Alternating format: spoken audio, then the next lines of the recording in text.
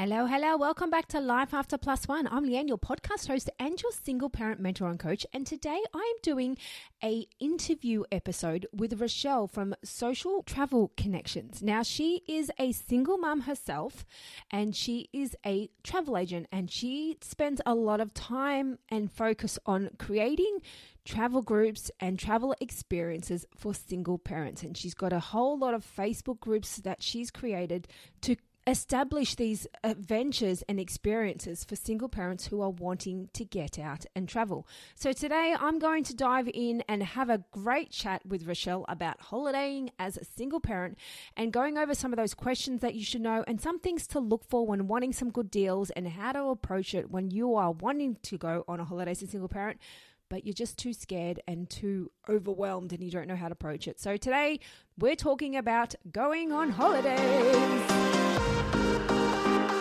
Welcome to the Life After Plus One podcast, where we turn life's lemons into delightful lemonade. Get ready for inspiring stories, uplifting conversations, and all the tips and tricks to rock your single parent journey with style. I'm your host, Leanne, and it's time to embrace the adventure of Life After Plus One. So let's dive in. Okay, so today we have Richelle from Social Travel Connections, and she is talking everything travel with us today and everything that you need to know as a single parent when you're going on holidays, what to do, what not to do, what to avoid, and what to look for. So today we're going to chat to Richelle, and she's going to give us the nitty-gritty details of traveling as a single parent. So Richelle, say hello and give us a little introduction. Hi, Leanne. Thanks for having me. My name's Richelle, and I have been working in the travel industry for nearly 20 years now. Oh, wow. I am a single mum of 3 daughters, and obviously with a travel background, I really find travel and the travel experiences that it gives my kids really, really important. So I've definitely tried to maintain that. I traveled while they were young and when we were married. I traveled on my own with them. I traveled on my own by myself. And then once I did become separated, I kept that up. Basically, it changes a little bit. Yeah. But yeah, in 2018, I decided to road trip it with my daughters then. My youngest was just 12 months old. And yeah, once we returned from there, I then wanted to keep doing camping trips and have some company, and started a little Facebook group for single parents so that I could find other single parents that might want some company too. And from that's grown. I now have a second Facebook community as well for women, because I like to get out and adventure and hike, and there's a lot of things I do without my kids as well. Again, the same sense of finding community. And from that, I have now started my business, which is, again, growing from those communities in a touring company called Social Travel Connections, which will kind of take it to the next level, international travel and more organised group touring for people. I love that. So when you did your road trip, was that as a single mum, was it? Yep. Yeah, All good by on my you. lonesome. Good on you. And was I that went scary doing the road trip or? Yes. Yeah. I kind of did it on a whim. I did a little road trip up to the Gold Coast to visit a friend, with a little swag and so forth. And I thought, it was on my mind. I wanted to do it get out of monotony, and I was feeling quite isolated and lonely because I relocated from Sydney to the Central Coast after my separation. So affordability mainly, and having space. So I found it really hard to connect with people. Yeah. So I had found the Facebook communities for a lot of single parents and things like that. And then, I just wanted some adventure. So I decided to pack up, and we went with a workman's trailer and a rooftop tent, converted into like our little home. Love And that. we traveled for 3 months. It was definitely scary. I packed everything and the kitchen sink to go. By the time I got up to Inskip, I was like dumping stuff in the big dumpster because I was like, I don't need all this stuff. Yeah, okay. Wow. So it's really the Um, easy living. You just simplify things.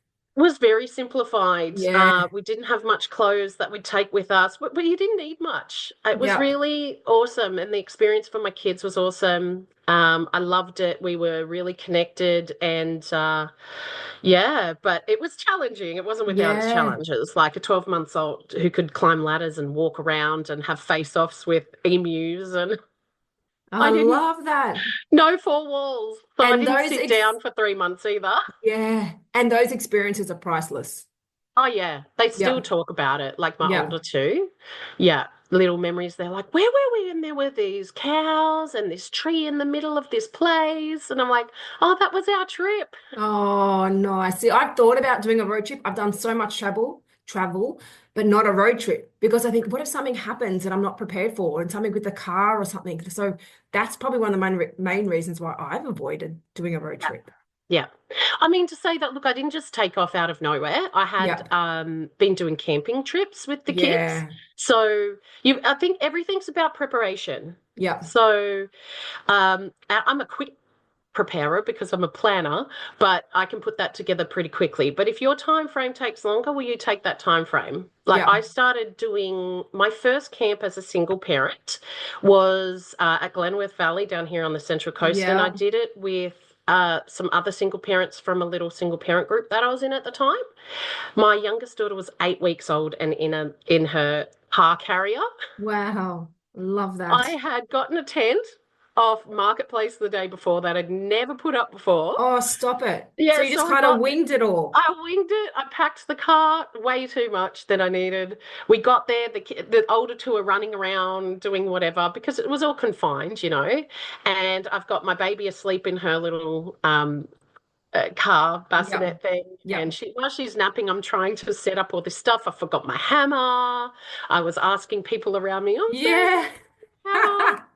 And yeah, I got it up, and then I had put the top fly on backwards, and I was just like, ugh, this is taking me 2 hours. I don't Oh, care I anymore. love that you gave it a go though. I love it because that's one thing I've been too scared to do, the whole camping thing on my own. Yeah. Yeah. Well, I Yeah. wasn't on my own to start. Like, I've done camping my whole life, like on and Yeah. off as a kid. And like, those memories are what kind of inspire me to go. When I look back, I remember those little trips as a family and they were Yes. fun. And I want my kids to have that. Exactly. So, and it's scary, but I think the most important thing, like anything, is anything can be uncomfortable that's new. Yeah, And 100%. you need to get like comfortable with uncomfortable Yes, I because love that's the that. only Yep. way you can do something new Yep. because nobody knows anything unless they've done it a couple of times. Yep. So, Yeah. yeah. Yeah, I love that. Great advice. So let's dive into some other, well, travel as a whole. Mm, yep. So, from your experience and what you've done and what you do with your work, what are some good budget-friendly destinations for single parents who might not have the funds to just go on these glamorous holidays? Sure. So, and this is a main thing that we kind of do in single parent adventures, which is my single parent community. So this community, again, like I've mentioned, I kind of set that one up when I got back to hopefully maybe get one person occasionally that might come on a camp.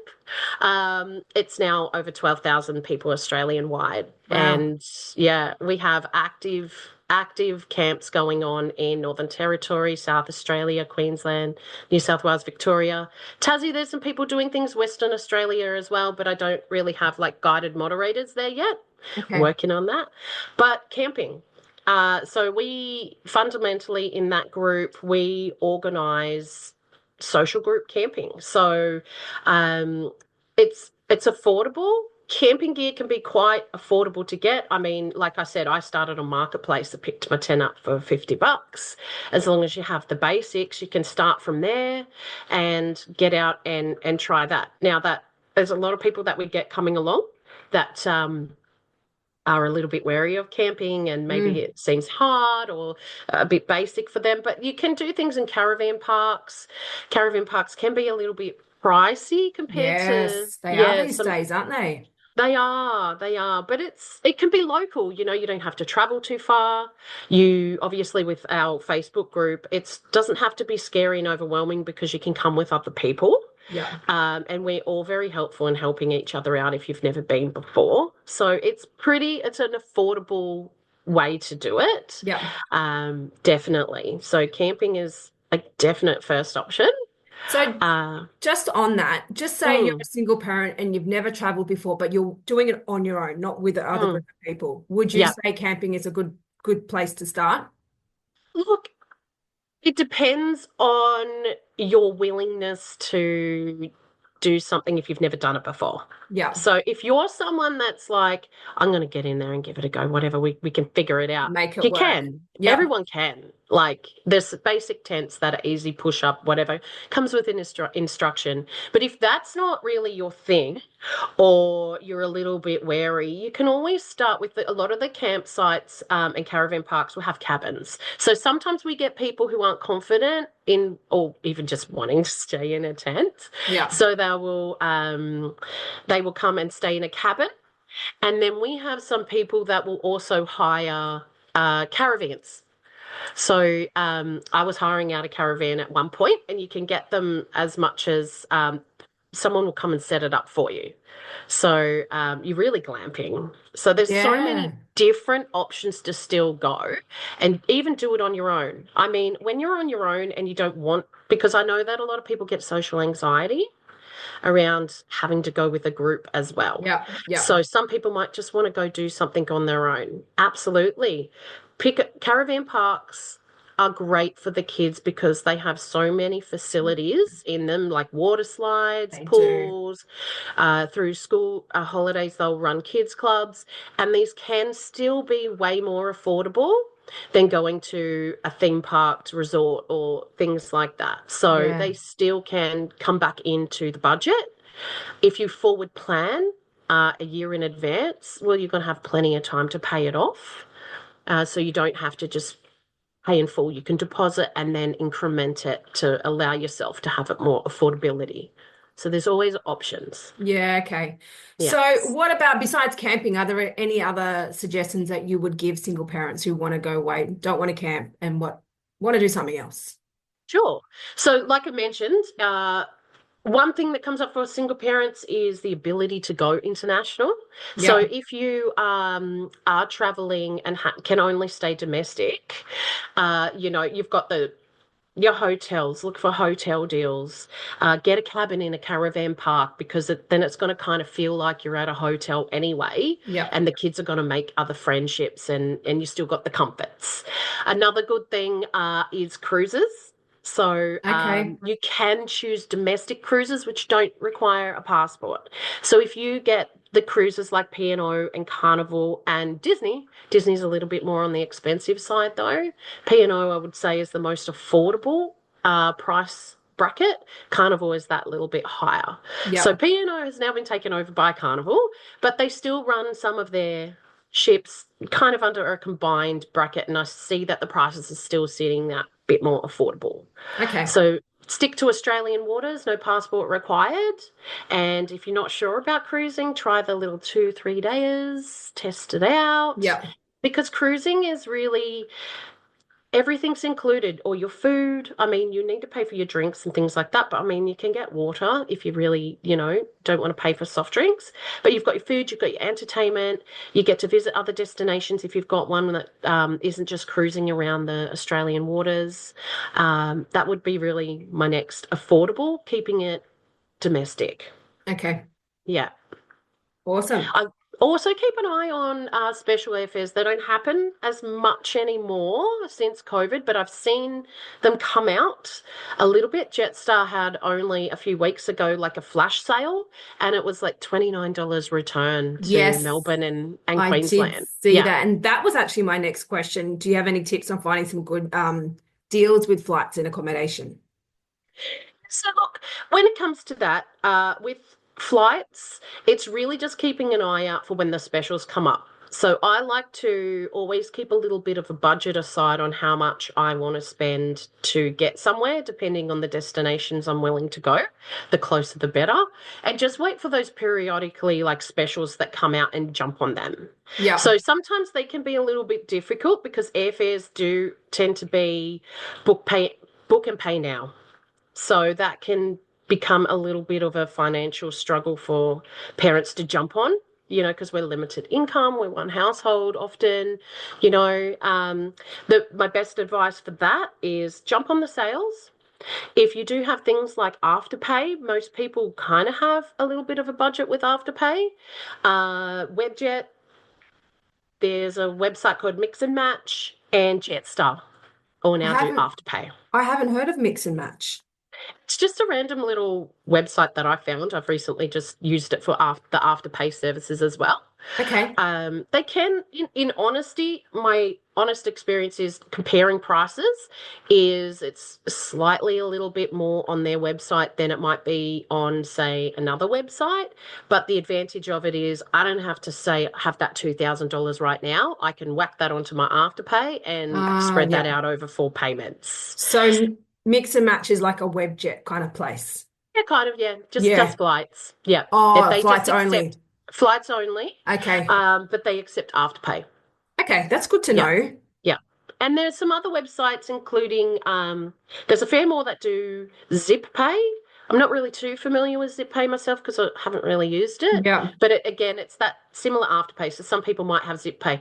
But you just look like Google Yeah. where you can find them, and then you know where you can use that payment schedule because airfares are always a pay in full now situation. Yeah, okay. And Yeah. that's again, you've just jumped into my next question, which is places that offer payment plans or Yeah. where you can pay it off. So that's some of those things. And I know places like booking.com, they have Afterpay. And I think there's I think Webjet does as well. Yeah. Yeah. Yeah. As Expedia have Afterpay as well, but I've noticed they don't do it for airfare. It's Okay. just for I think their accommodation and land Hotels. product. You can't Yeah. do the air through there. But it's just like again, preparation, research, taking a look around, finding the deals.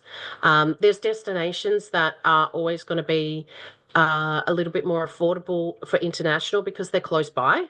You can Yeah. often grab cheap airfares to New Zealand when they go on sale. New Zealand's a nice close country. It's only like 3-4 hours depending on where you're flying. Their currency is quite comparable. When you go over there, actually, your dollar's worth just that little bit more. So it's not a big drop in your income or anything like that, like if you're going to the US. Yeah. Other destinations, of course, things like Bali, it's only like 6 hours away. Thailand, similar, and your dollar stretches more. Yeah. There where you can do a lot more for your dollar if you can get overseas. Yeah. Yeah. So in saying that, when you're traveling as a single parent, what are some things that you should look for and some things that you should avoid? Yes, the first things that as a single parent, if you're going to be traveling internationally, the first thing that you're going to need is your passport. So a lot of questions that I get a lot of time is around being able to access their passport in the situation where their ex-partner won't sign off on it. So legally, your partner needs to give permission.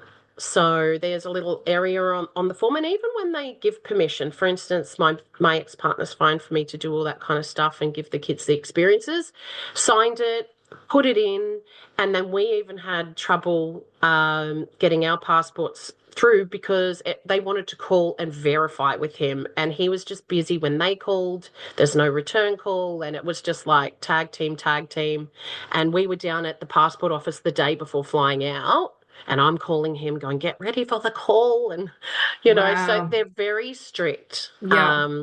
Obviously, because safety issues, people might take their Yes. kids and not come back. Yeah. So consider the countries that you're traveling to. There are countries that do have return. I can't remember the name of it, but there's like laws around if you were to take your kids to that country and refuse to come home, their country will assist us to bring them home. And there's Yeah, countries okay. that don't have that. So from a safety aspect, you want to have a look at that, depending on which situation you're in and giving permission for. Then there's, getting it signed off. So unfortunately, in the instance where your partner is not going to sign it off, they're going to decline the passport. So there are still steps you can take to that. It will and can eventuate to court. Yeah. and pleading your case in court. Yeah. There are instances where you don't need the partner to sign it off. For instance, if you have parental agreements in your custody that do state you have permission to do that and who owns the passport, like who needs to take hold of it, or if you have 100% legal guardianship, Yeah. and the other parent is then not really authorized to need to have to sign off on anything like that.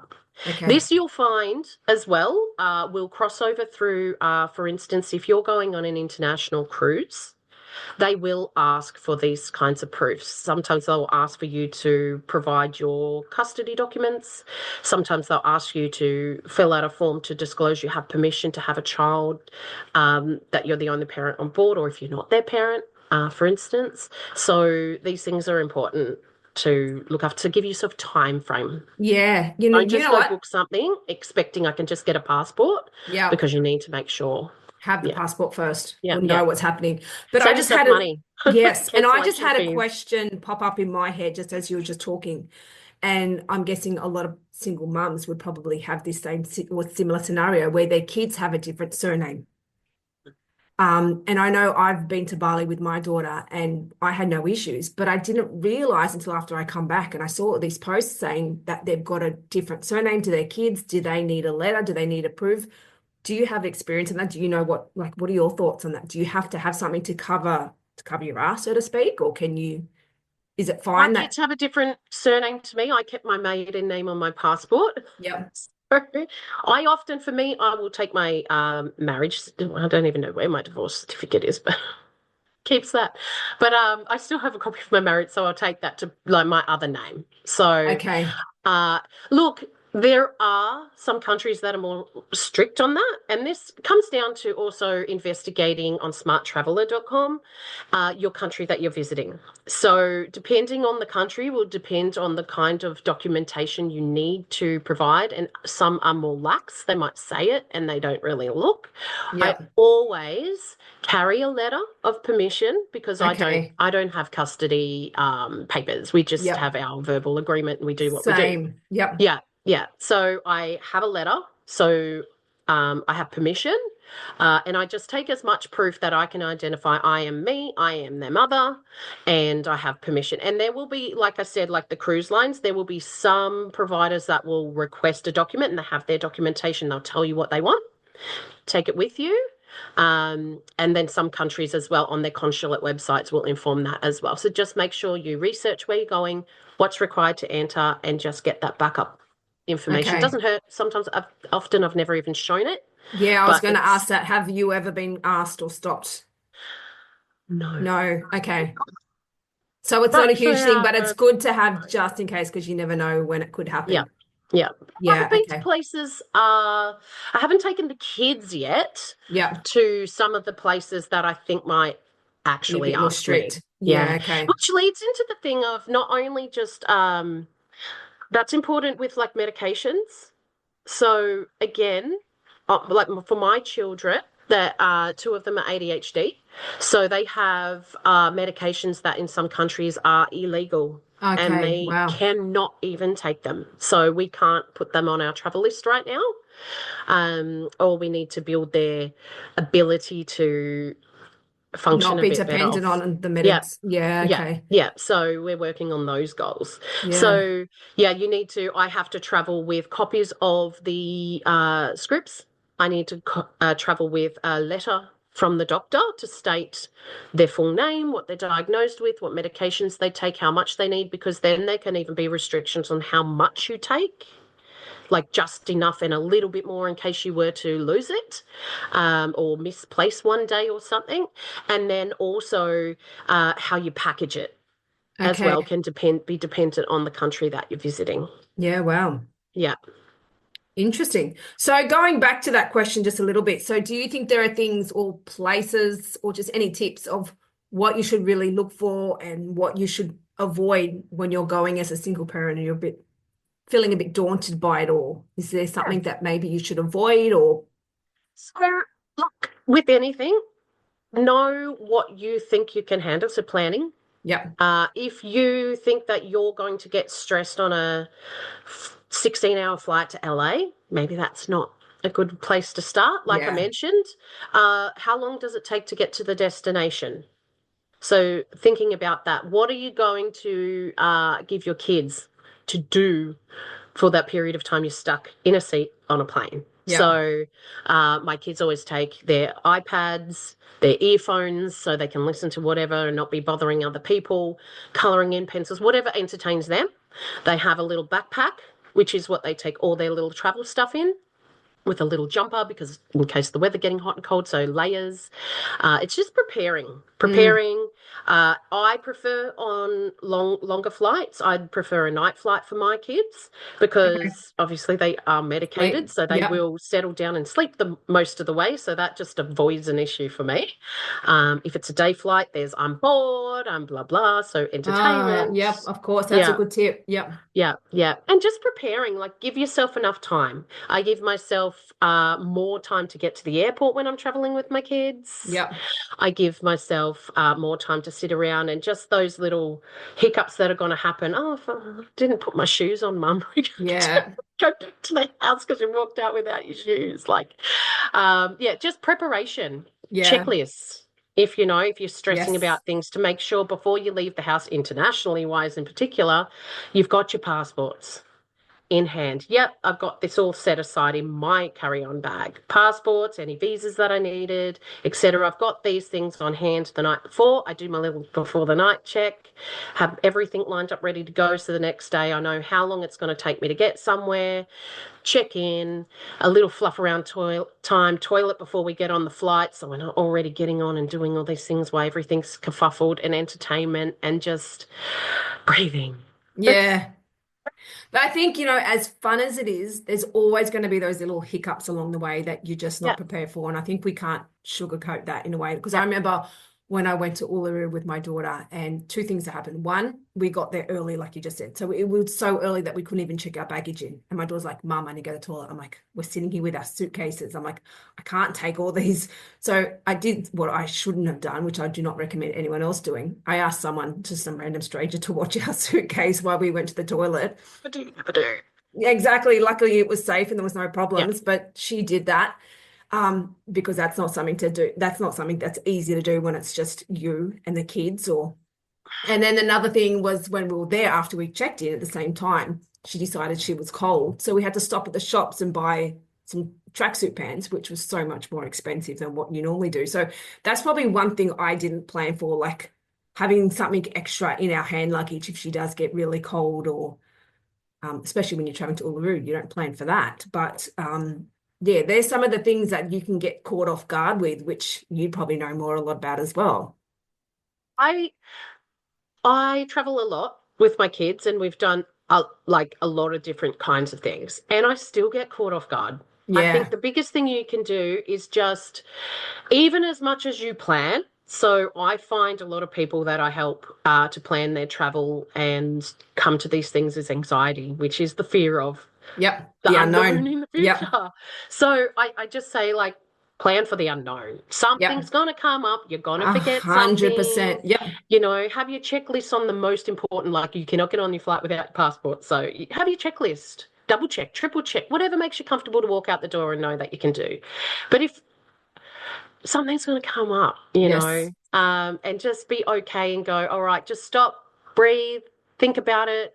What can I do about this situation? A jumper's easy. I can go buy that jumper. Yeah. The toilet in the airports should be pretty good with their cubicles are a little bit bigger, or go in the disabled. Yeah. I do. Yeah. Like, just think I outside the just, box, and you know? sometimes when you're in that moment, you're just so flustered, you're just Yep, not thinking straight, like, oh, what yep, can I do? Let's just trust this person. She'll watch it for us. And like I said, luckily it was safe. But absolutely. And I yeah, mean, you can turn up to the airport and they're like, cancelled your flight. yeah, And you're like, yeah, what am I going to do? But yeah, and this is where it pays to have a travel agent, yeah. because you're going to organize all this. And when that stuff comes up, you make a phone call to your person who you're like, help me. And they're like, I'm calm, I'm collected. Cool, let me go fix that and find out what we can do. Okay, so that's And good to we do know it for because you. I don't Yep, normally do that. I normally do it myself. So when you go to a yep. travel agent, that happens. You sort it all out for them. Yeah, if you've got a good one, Yeah, absolutely. yeah. Yep, definitely. Okay. That's their job. Like, Yep. it's not. So I see people go, oh, don't book through a travel agent. You can do it yourself. Absolutely, you can. And sometimes you get a better deal. Sometimes you actually don't. Like, they have negotiated good deals and things like that. But it's the service you're paying for. So if you Yeah. don't know what you're doing, planning, where to go, all that kind of stuff, that little extra service fee is actually paying that person for the amount of time and research I'll go and find just to Yeah. find someone one hotel if they've got specific needs. Yeah. I'll spend a couple of hours doing that. So it's a Yeah. service fee for you to get what you want. And then in a catastrophe situation, crisis situation, you're going to be calling me Yeah. and I'm going to be servicing you again. And I'm probably not going to be charging you a fee at that time. You know what I Yeah. mean? Like, so it can be value. And other times, maybe you don't need it. Absolutely, if you know what you're doing and you're comfortable with all that kind of stuff. But it can pay And it's to just have like that. anything in life. You're outsourcing something, you're Yep. getting someone else to do the service for you. It's going to cost you a little bit more. Oh, absolutely. You know, I missed a flight in Peru and I was on a work trip and I was stressed because and this is what I do. I was emotional because it was for myself. I Yep. was away from my husband and my child at the time. So I was stressing I wasn't going to be back when I was meant to be. And I just Yeah. got emotionally in my head instead of just stopping and thinking, I know all the options that I can do. I was trying to call my workplace, but it was Sunday and they're closed on a Sunday. And I'm Yes. like, I can't speak Spanish. I don't understand what the telephone is saying. Yep. And And that's why they have so many problems at airports because people are in yeah, these unknown situations they don't know how yeah, to handle. They just yeah, panic. yeah. Yep. And I just went, leaving. I'm And they good. wanted to stick me in Santiago for 2 days in the airport. And I was just like, I just left the airport, went back to a hotel where I was on a group tour and there were still some people. And I just needed to regroup myself and then go, right, what are my options? Yep. But it's again, if you're an anxious person, that's when you could do with a travel agent because you can call someone and go, I don't know what to do. And they can just be that calming voice going, hey, that's okay. We've got I'll this, and sort it this. out. And then Yeah. you're like, oh, okay. All right. That's a good tip. Yeah. Yeah. Yeah, and because going back to also before, like you think I would have learnt my lesson when it comes to packing in extra clothes in their hand luggage. When we went to Bali, the whole way home, my daughter was vomiting. She got the Bali belly on the way home. No. And I Yeah. remember my sister picked me up from the airport and we stunk. So that's a tip to everyone listening out there. Have some extra clothes in your hand luggage for your kids. Yeah. Oh, look, you know, I don't always do it. I definitely always make them take a jumper.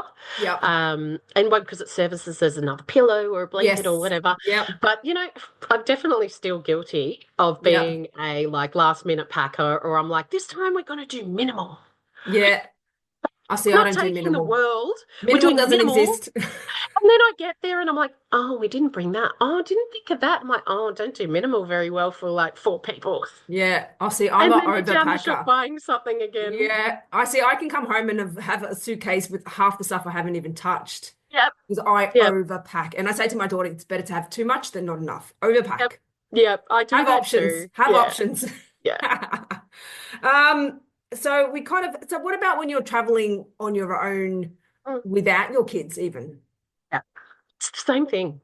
Yeah. It's just planning and preparing myself. So obviously that can be a little, I don't know, sometimes I feel like I'm more organized if I have my kids because I feel responsible to make Yeah, sure, you're looking you out for know. others. Yep. Yeah, yeah. And I mean, there's planners, and I am a planner, and they always actually, people, it's in the industry a bit of a joke as, you know, when we muck up something, it's usually our own plans because we're Yeah. super organized and want to make sure our clients have these amazing trips. And then we do our own, and we're like, "Eh, we're doing that, we're doing that." And then we're like, oh, Yeah.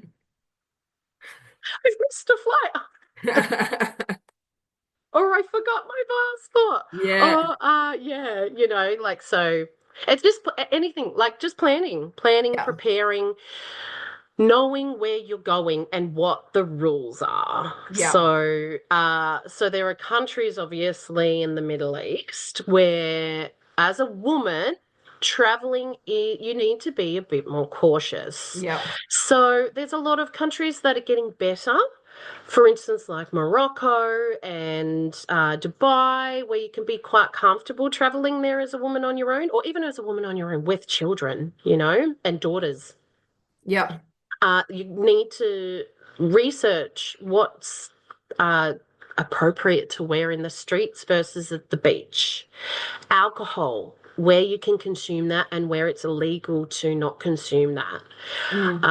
In Morocco, I mean, I think sometimes it's also courteous to the country to also respect the Their country you're culture. visiting, for Yeah. instance, yeah, and the culture, so, and their religions. You're there to experience that, and to Mm. come in and maybe disrespect their expectation, well, their, what conservative ways. You don't walk around in bikinis.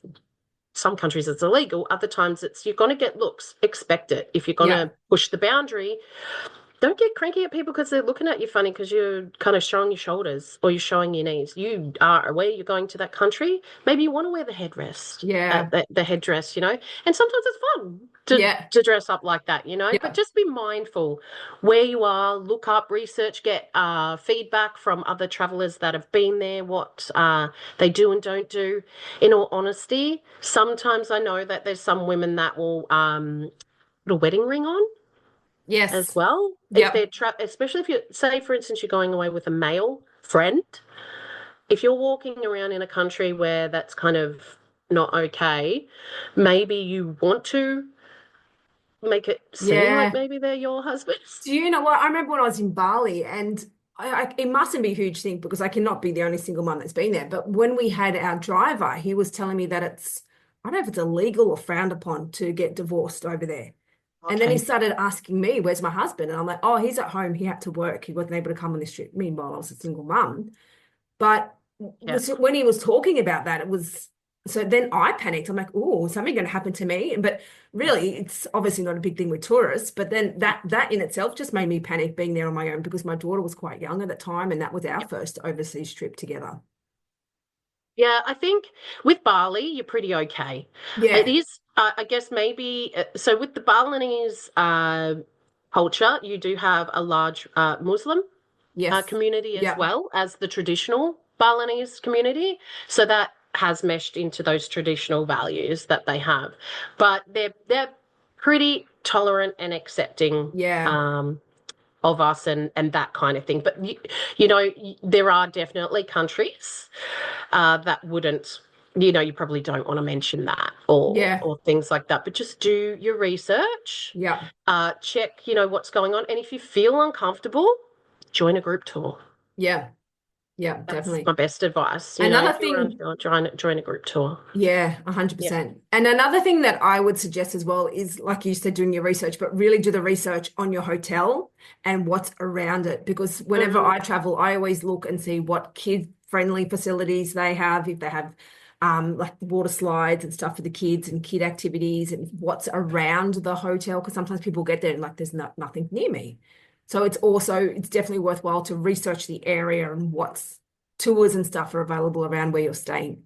Absolutely. And something that might seem like a really great price, that's awesome. And it includes all this, but how are you going to get from A to B? Yeah. Do you need to walk? Are you going to need to then budget for actually like taxiing because it's not safe to Yes. walk? Yeah. So those are considerations as well, which is all really something you can find online. Yeah. There's immense amount of information and reviews, smarttraveler.com, TripAdvisor for reviews, all that kind of stuff. And of course, if you're using an agent, give them the lucky job of informing you all this information and researching on your behalf if they don't already know.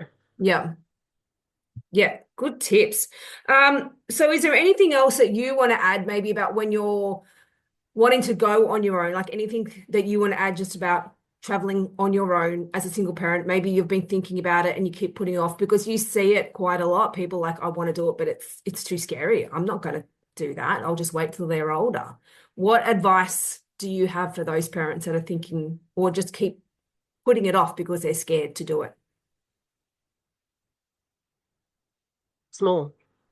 What's that? Do Sorry? something you can do. Go Start small. Yeah. small. Do something you can do. So if you've never gone away before and you think, I can't handle this, do a weekend. You don't Yep. even need to go far. Yep. You can do, a staycay. Yep. Maybe there's a hotel or a little accommodation with a pool in it at the minimum in your local area. Go and spend a night there. See how it feels. Get the feel for you had to pack. Train yourself in the process. See how the kids respond. I mean, sometimes when you see the kids' joy and excitement, it kind of inspires you more to go, I want to do this more. We Yes. had so much fun. Then make it a weekend. Make it a week.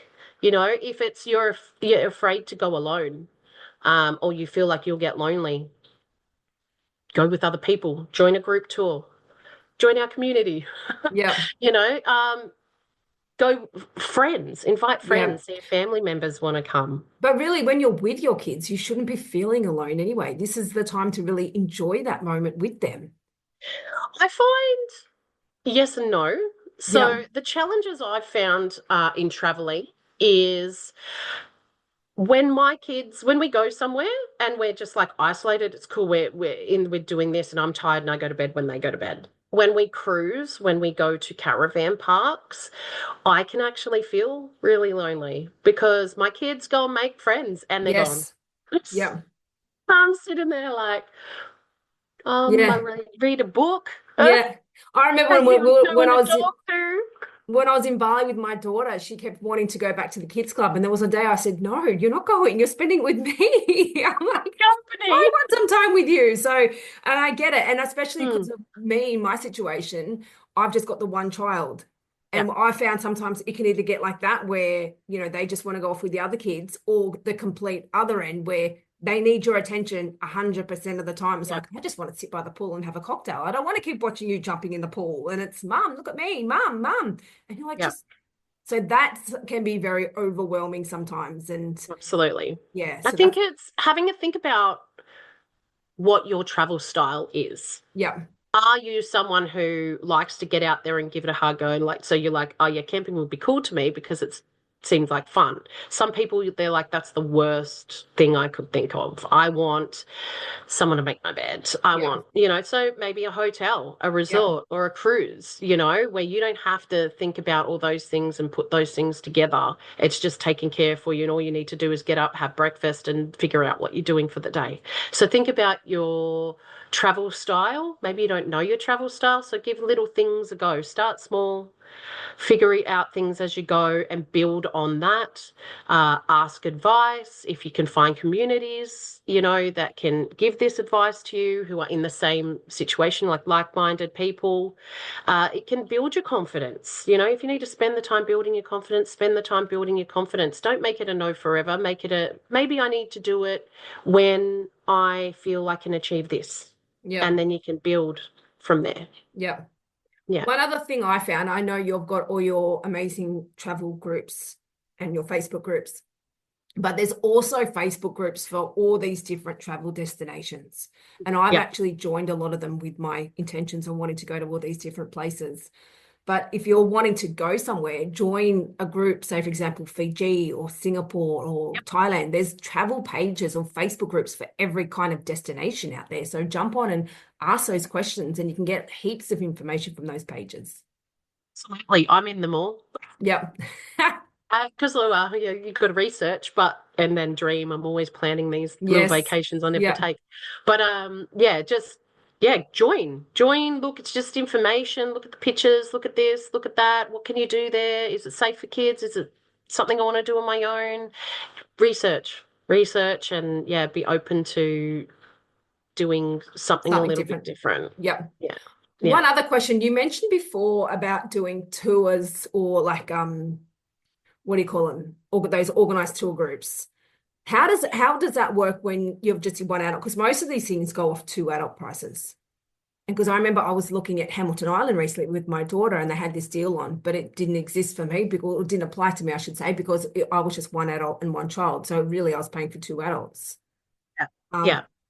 are there any tips or is there any way around any of those things, or you've just got to suck it up and pay So that? no. Yeah. So there's usually so this is one thing that people complain a lot about. And I think some parts of the industry are slowly catching up. For instance, if you're staying in a hotel, you're paying for the cost of the hotel room. Yeah. right? Whether you're one or two people, and sometimes they might tack on an extra additional charge for the third person or not, or maybe it's divided by one, two, three, or four. So if you've got the cost of a hotel is $500 a night, if there's two of you, well, it's only really $250 a night. You know what I mean? Yeah. But if it's just you as one person, that hotel has to take a loss at the cost of their room to give it to you for less. So when you look at it like that, you can understand why it becomes a higher cost for a solo traveler. However, sometimes properties do allow for this and they might make special rates. I've sometimes negotiated with particular properties when I'm organising things to say, hey, I've got single parents, can you do us a deal to make it a little bit more affordable for my guests because this is the situation. And just depending on what I'm doing, some have said yes, others are like, no. And that's the basics of accommodation. Yeah. So that's where the split cost comes. Yeah. Group touring, for instance. So there are a lot of group touring companies that specialize in solo traveling. So they have already, again, gone off and done those deals where Okay. they offer cost per person. Let's just say it's based on $500 per person, and you're like, oh, but I'm traveling alone. Often on a group organized tour, they will offer your own room at a single supplement, so you might still pay 500, so they might put you in to share with someone else of the same sex so that you're not paying the extra cost. And then some other companies have really gone out and negotiated a special, so regardless of you even getting your own room, you can still get it at that price. So there's options. Don't just Yeah. assume because you're on your own it's going to be double. Ask.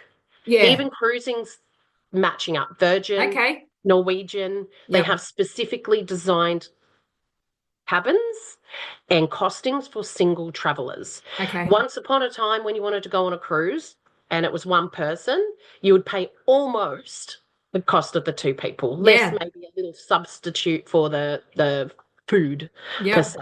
Now they are highly discounted. So these particular cabins are allocated for solos and they are very much reduced. They're still not like a half of a single person, but they're much more Affordable. affordable Yeah. to do on your own.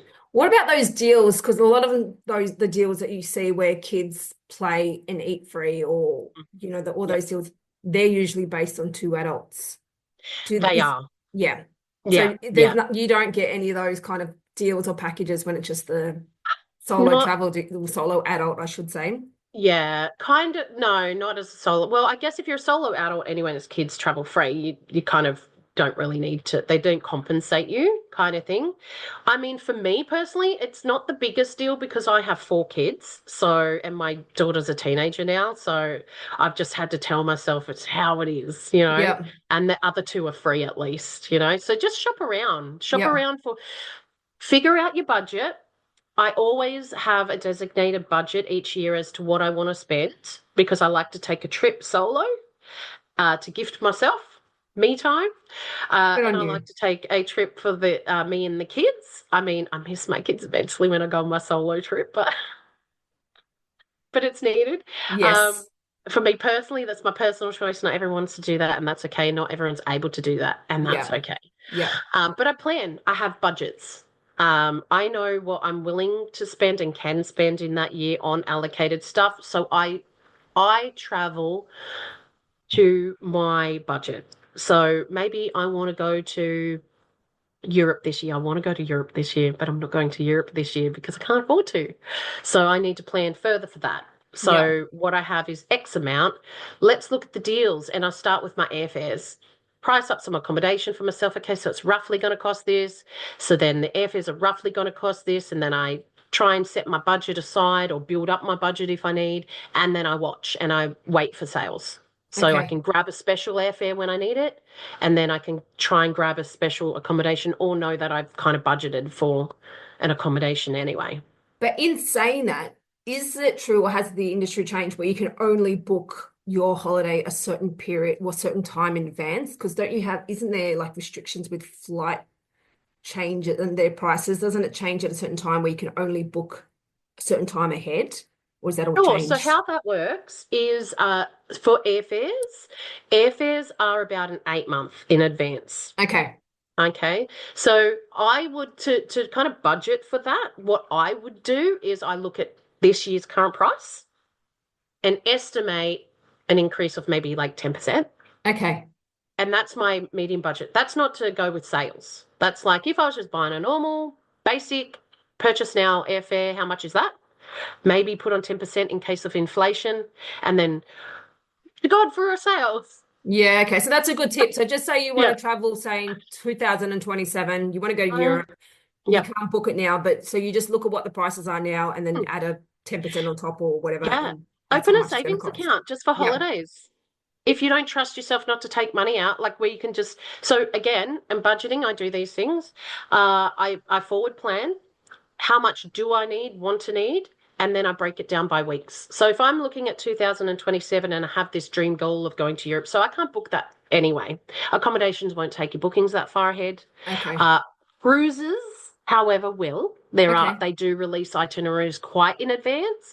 And depending on the liner, just check what the cancellations. There are some really flexible ones out there that allow you to make changes right up until 3 months to traveling. So they really can be easy to forward plan that. And then you just wait for these your airfares to come out. Or if it becomes not achievable, you can just cancel it anyway, because within the 8 months, you're going to know whether you can afford it or not. So it's flexibility. Yeah. Be flexible yourself if you're open to that. If you're going to be really rigid, make sure you have the budget for that. Yeah. So You when know, it booking might a, yeah, be a bit sorry, I more cut you off then. more required. Yeah. So when booking hotels, what's that time frame? Is that 12 months out?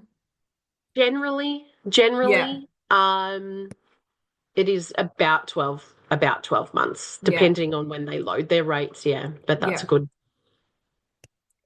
And is there any other tips that you want to add or bring forward to single parents that are wanting to travel? Is there anything else you want to talk about? It's really just about, yeah, that planning. Yeah.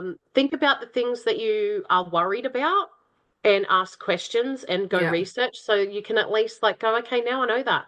Cross that Yeah. off my list, and it doesn't have to be overwhelming about Yeah. everything. Like break it down. Yeah. What do I want to do? Where do I want to go? What do I want to get out of this? And that's just the planning stage, but mostly it's like focus on what you're going to get from it. Yeah. The joy that it's going to bring to your kids, the Yes. experiences it's going to bring to your kids. My children, when we went to Bali, they were just like the experience of just the difference of culture, how basic Balinese people live. They noticed these things and they asked a lot of questions and they Yeah. learn. And Yeah. they're like, Mom, they just all live in that one little place. And I'm like, yeah, they do. Isn't it so nice to have your own bedroom? And they're like, yeah. And they're like, they're so happy. Yeah. Everyone's smiling. Yeah. Like, It's or such a priceless experience for kids. It really yeah, or is. other times maybe they're uncomfortable. You know, Yeah. I've had situations where uh, my daughter's walking down the street in Bali and she's a teenager and she is almost as tall as me and she looks like a young woman and they don't know how old they are there. They can't tell our ages. Yeah. So they assume they're older. And I'm like, dress more conservatively. Oh, but I want to go down. Okay, but just know you might get some looks that might not make you feel comfortable because they don't know how old you are. And Yeah. a man might approach you. You know, so it's just educating your kids as Yeah. well. I have rules and boundaries for every kind of holiday that we do. I prepare my kids. Yeah. We're going to Bali as much as advance as I can.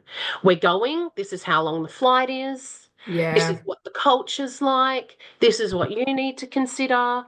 When we get to the airport, this is what's going to be happening. This is what can happen. This is what can't happen, as in, like, don't ask me for 20 million snacks, da da da da da.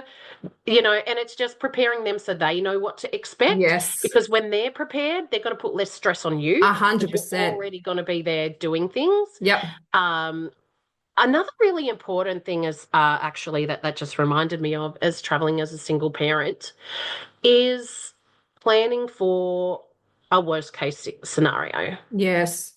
Okay, so you're away with your kids in a very far away country, and what if something happens to you? What is the plan? Do your children know what they need to do? Yep. Who they can go go with or not go with, and what, like an ABC. I have a little ABC plan for them, which lists my travel insurance provider and contact numbers, explains to them, it just reminds them, if we're in the hotel, stay in the hotel room, call the Okay. front reception desk, speak to a worker only, Mm-hmm. like specific rules like that. Call granny. That's something I haven't thought about. That's a good tip. Yeah. Yeah. And have your call them. Their fathers, they have passports. Yep. They know I'm going overseas and they're prepared that worst case scenario, you got to get on a flight, Yep. come and get these kids. Make sure you have that at home backup plan, or someone who is like, okay, in the worst case scenario, if something happens, I will go on that plane. I'll go get your kids. Yep.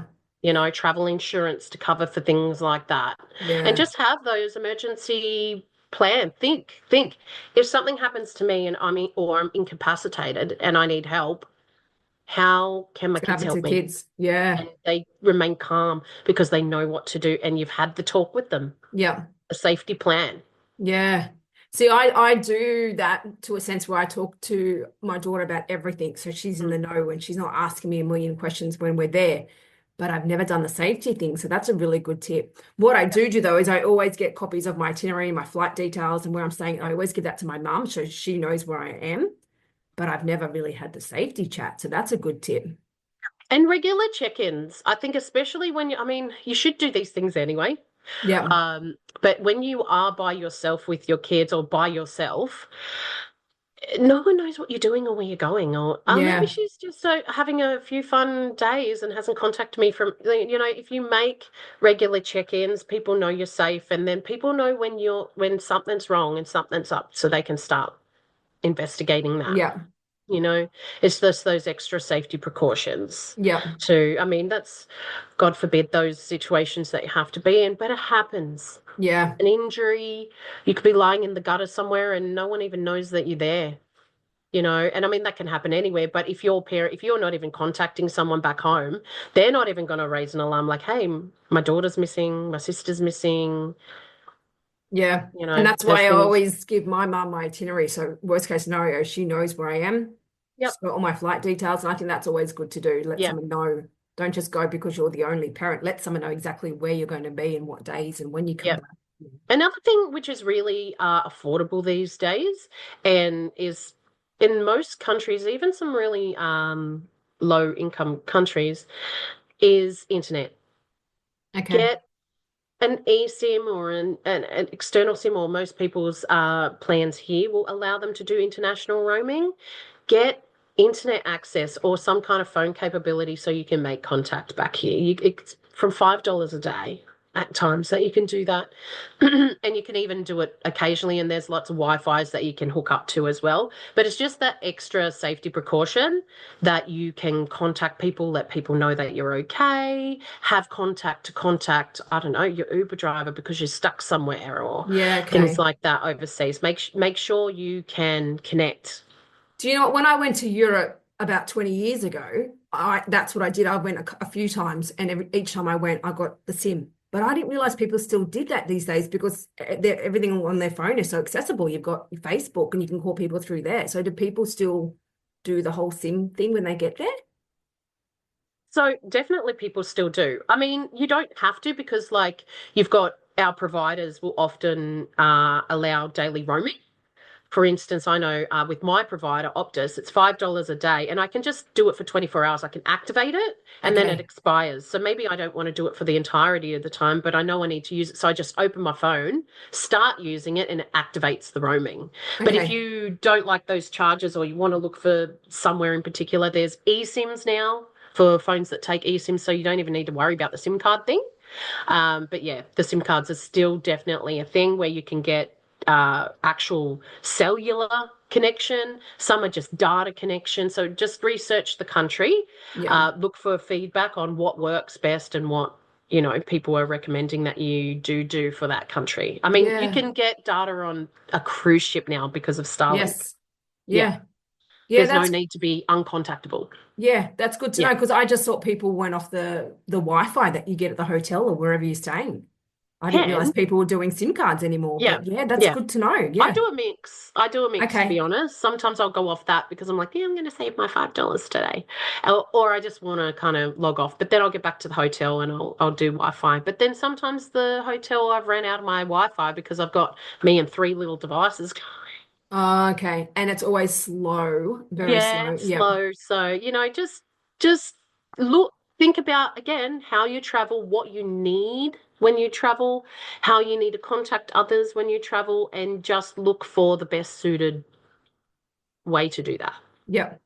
Yeah. Perfect. Well, I think we're going to wrap it up there. That's covered so much information. And I really hope that's given some single mums out there or single dads, I should say, single parents. I hope it's given Yep. them some great insight and some motivation to want to get out there and book a holiday. And do you have any deals or anything that you want to offer to the listeners today that could maybe motivate someone to want to book a holiday? Is there anything that you want to share on your end? Look, what I'm doing is my social travel connections is in the middle of developing group touring to suit my social groups. So single parents is one of those. So we're going to be doing tag along tours, so some road trips around New Zealand and Australia. So you don't need to do those scary places on your own. Some retreats, which are going to be more focused, like some mums and teens things and other relaxing things as well, with both parents and women focused as well, because I have a women's hiking and adventure group that I also do. And then, yeah, just adventure kind of travel as well. So these are going to be group tours Yep. specific to my social groups, so that people can connect with like-minded people and feel safe in community coming Yep. along. Uh, Outside that, I'm also in the midst of developing a travel club. So not everyone wants to come on tour. Some people want to do their own thing, and sometimes my tours won't suit or the time frame or that someone can travel. So the travel club essentially will be an annual membership fee where you will then get discounted rates on hotels and activities like theme parks and things like that. I have done a lot of comparing and I'm very Yep. competitive Yep. to booking.com, and I do have flexibility as well, those book and pay later rates as well. Okay. So that we'll be offering those as well as discounts on other group tour companies as well, that you'll have savings and offers. So another thing I wanted to add for single parents to consider actually is, because I do offer as part of that membership, and I'm offering it in my community at the moment anyway, is a discount to home swaps. I've been thinking about doing Yeah. this. Yeah. Yes. So they essentially you join up to the community that provides the home swap, and there's an Yep. annual fee. So at the moment we do have a discount for that for our single parent community. Where you get a percentage off the annual fee for you, and you can then join that and load up your house swap or find a house swap. Yep. So this is also a really good affordable way for some parents to also maybe be able to afford accommodation, because you're not paying, you just need to get there. So Yeah. essentially, house swap is swapping your accommodation with Yep. somebody else. So you can do it in that way, or pet sitting, home sitting. So those are some kind of out of the box ideas that you might be able to do. But we do offer a discount in that. So Yeah. yeah, Love my that. travel club is really, I want to give people accessibility and more opportunity to go away and just have a little bit more in their pocket. In particular, women who are traveling on their own because they're traveling single, and then the single parents as well, community, to just allow them to get more experiences in. Love that. So we'll put all those details in the show notes for anyone that is interested. But with those groups, one thing I found, because I think I am in a couple of them, but I'm getting a little bit overwhelmed with all these little side group chats, which I cannot do. I don't do the group Yeah, chats. yeah. So do you keep up to date on your page, or you have to know what's going on through the group chat? So on the page, so generally, we'll talk single parents because that's what we do here. Yes. So on that, so that's my largest community. So there's Yeah. over 12,000 people. So as you can imagine, it's a pretty busy community, and the chat system. So just be in the ones that are relevant to you. We have chats for every state. And then we have some more defined chats as well. So for our Queensland and New South Wales, big areas. Yeah. So the Gold Coast is very active, and then you've got Sunshine Coast, which have their own chat, and then North Queensland that have their own, because what can they organise down on the Gold Coast on the daily, you know? And we have a lot of events going. So just stay in, don't join everything. Go in and be specific to what you think you're looking for. And then if you're traveling somewhere, we get people who jump in them and they're like, hey, I'm going to WA, what's good over here? And join in on the chats, or post on the main page. Yeah, okay. You know, you can post information there on the main page, and people will come back and be more than helpful to respond. So, yeah, I just turn off notifications because I know, because there's a few in there. I'm like, oh, I'd love to go to some of these, but I'm like, I just can't keep up with this chat. I can't do it. So the events aren't also so the chats are designed to kind of give people that free range back and forth conversation that we don't want on the main page, you know. Yeah, of course. The main page is reserved for, I'm going to this destination, can someone recommend something? Direct questions. Sharing their inspiration. I just went here, here's all my photos, and this is how great it is. I'd write where it is, what it cost me, that kind of stuff. And then our events. And our events are within a Facebook group. On the top panel, there's usually the name of the group, and then there's things like featured and media and stuff. There's a tab called events. If you click on that, it quick tells you to all the listed events that we have, and just go through them and see. I do try to get my moderators to put the state. We do allow members to create events as well. Okay. We do still expect them to uphold our values and our code of conduct for events, which we do have. It is needed just through the experience of running so many of these, that we have values and expectations of how you conduct yourself on these group tours, because there are some other groups that are coming up doing what we do, but they don't do it like we do it. Yeah. So we don't just run it as a social we take it very seriously. Yeah. Our moderators donate a lot of their time. It's all volunteer. Even for me, this is all still volunteer. Yep. I'm only now starting to create my travel business as well on the side to this. The Single Parents Adventures is still my passion and what I do for free. Yep. So we want people to come along. We want families to feel safe. We want them to know that they have people that they can lean on, and that they're not going to come there and it's just going to be some crazy camp that people are drinking up and can do whatever they want. That's not the expectation that we have, and you will be removed from the group if you break our codes of conduct and our expectations. That's good. Love that. Yep. And so it should be. Absolutely. All right, well, that's everything. And we'll put all the details for Richelle for the groups and everything. So if anyone out there is interested and wants to join any of those groups and wants to go on a holiday and wants some more tips, jump on and join those groups, because it's jam-packed with information, and I will get away from those group chats and just look at those events. But thank you, Richelle, and thank you for everything. And like I said, all those details will be in the show notes.